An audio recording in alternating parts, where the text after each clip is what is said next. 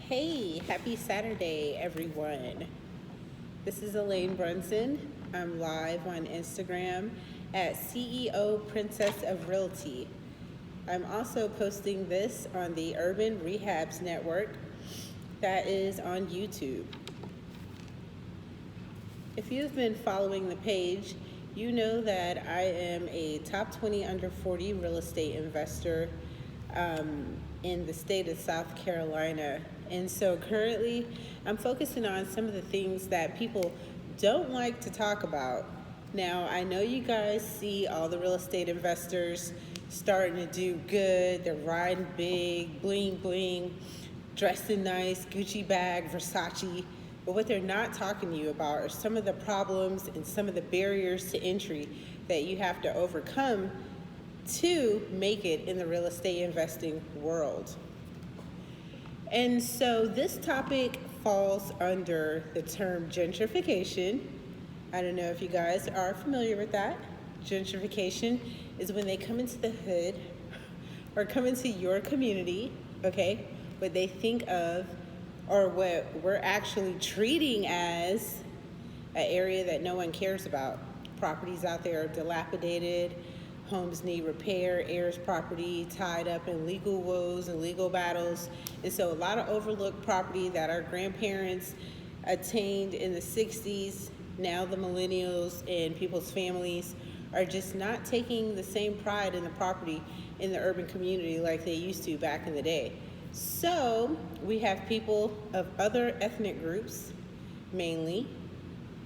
They come in and they see the value in what we're overlooking, okay? They see the value and then they start investing. Now, once these people from different social classes start coming in and investing into the properties in the urban community, boom, the price values around start going up. These low-income communities now turn into mid-class or upper-class properties. And so the taxes go up, and people who used to live there basically can't afford to live there anymore. Now, one of the barriers to entry that I faced, because I actually came in with some insurance money that my father had left to me when I was 26. I took that money and I started investing in real estate. And so I had money that, when you start investing in real estate, some properties people will want you to show what is known as a proof of income, proof of funding, proof of, due diligence that you can actually get this property before they come and take you out and show it to you. So I started investing in the old dilapidated downtown areas that nobody was paying attention to, and now some developers from out of town were actually investing into. So the first property I went to, I had my proof of income, like I told you. I got an insurance funding from my father who passed away. So I had my proof of funding, my proof of income. And then the real estate agent, after they showed me the first property that I wanted to obtain, it was about 3,000 square feet. And so I was all excited and thinking, oh my goodness, this is under budget, I can afford this. I think the property was about $110,000. And so right when I'm leaving the property, the broker who was showing it to me, he's like, now I know you came with your proof of funds, but we're also going to need to see a business plan to conduct this transaction. And then I'm thinking in my head, wait, what?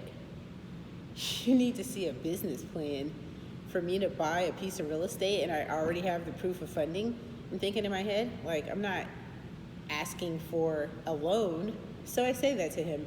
I'm like, hey, I'm not asking for a loan. I actually have, as you see, the funding, and I'm not going to do any debt on this property. And he's like, no, we just have to know what type of properties come or businesses come into the community. And I'm thinking, oh my goodness, there's no homeowners association out here. This is like the historic district where all the, all the black families, the low-income minority community have always lived at. And so I'm like, whoa, now you need to see a business plan to acquire property out here? And so basically, I know you guys have heard of redlining. These are some of the tactics that they've always used when they want to keep a certain class of people out of a designated area. But don't give up. Let me tell you how God is just so, so good. I was actually able to still get property in that community. Okay, I started thinking outside of the box. So what happened was, I have friends of all different backgrounds. American citizens, foreigners, white, black, Arab, Spanish, like I have all sorts of friends. So I hit up one of my friends. I'm like, hey, I really want to get property in this area. And so basically what I did was I let them be the front man. And then the next piece of real estate that I got was actually, this is how it worked out in my favor. It was half the price. Like I told you, the other property was about $110,000, I think. This one was $63,000. And get this, the first one was 3,000 square feet. This property was 16,000 square feet. So I actually came up because I started thinking outside of the box. But I wanted to tell you guys about this because a lot of investors, like I said, you see them with the glitz and the glams, living the high life, everything's good, but they're not talking to you about some of the issues that you have as a real estate investor. Now, I don't want you to hear my story and get afraid. No, I want you to use what I'm telling you to learn how to overcome situations. So it may not be this situation, but you need to learn how to think outside of the box when you're investing in real estate. That's one of the good things about investing in real estate. It's not like being a real estate agent where you have the traditional sales tactics. When you're an investor, like you can creatively come up with scenarios and solutions to issues. Now, one thing I want to tell you that I learned from this situation, and rather it be real estate or any type of business, is that you should always do continuous research. And what I mean by continuous research is you should know your market, know the community, know your surroundings. Things change, things remain the same. So study how things were, and then also pay attention to how things may be or what changes may be implemented in the future. Now, this is a chapter in my book, F the Race Card. If you don't know, this book is an ebook right now on sale for $1.99 at urbanpropertyfirm.com/shop. $1.99 for some of the awesome tools, resources for minorities who are in business.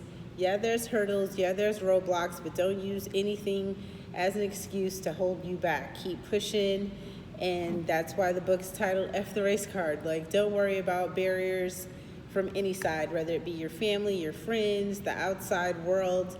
Like, stay motivated, keep pushing. And if you want to do a one-on-one consultation because you're wanting to learn how to start a residential or a commercial real estate investing project for your family, schedule a one-on-one consultation. That's also on the website, www.urbanpropertyfirm.com/shop.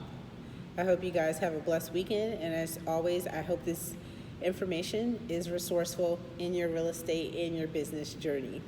Peace. It's so lame, trying to make me go insane. Thought they hold me back, plain Jane. Fuck 'em, I want the fame, I want the name that rings the bells. Blow the whistle when you see it top notch. Getting money, any finger on the nigga top, bitch. Yo, what the blood clot? Try to stop me, I think it's not.